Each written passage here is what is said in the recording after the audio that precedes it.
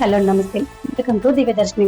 నేను మీ లక్ష్మి. అంతరిక్ష కేంద్రం నుంచి మిషన్ అగమన్ పేరుతో విజయవంతంగా ప్రయోగించారు. విజయవంతంగా అంతరిక్షంలోకి దూసుకు వెళ్లి భారత ప్రైవేట్ అంతరిక్ష రంగానికి కొత్త దిశను చూపించింది. హైదరాబాద్ కు చెందిన స్కైరూట్ ఏరోస్పేస్ సంస్థ అభివృద్ధి చేసిన ఈ రాకెట్ ను శ్రీహరికోటలోని సతీష్ ధవన్ నిర్ణీత సమయం కంటే స్వల్ప ఆలస్యంగా ప్రయోగం జరిగినప్పటికీ అన్ని దశల్లోనూ విజయవంతంగా పూర్తి చేసి లక్ష్య కక్షను చేరుకోవడంతో భారత యువ శాస్త్రవేత్తలు, ఇంజనీర్లు మరోసారి ప్రపంచ దృష్టిని ఆకర్షించారు. ఈ విజయంపై ప్రధాని నరేంద్ర మోదీ వెంటనే స్పందిస్తూ స్కైరూట్ బృందానికి ఫోన్ చేసి ప్రత్యేకంగా అభినందనలు తెలిపారు.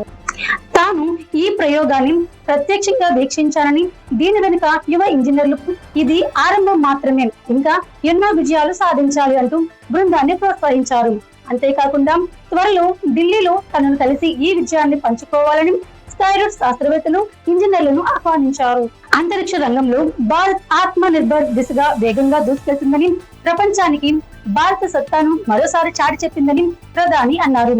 విక్రమ్-1 ద్వారా తన వందే మాతరం సందేశంతో కూడిన ప్రత్యేక కార్డును కూడా అంతరిక్షంలోకి పంపిన విషయాన్ని ప్రస్తావిస్తూ, ఆ సందేశం ప్రపంచం నలుమూల నుంచి వచ్చిన శుభాకాంక్షలతో కలిసి అంతరిక్షంలో మార్మగడం ప్రతి భారతీయుడికి గర్వకారణమని పేర్కొన్నారు.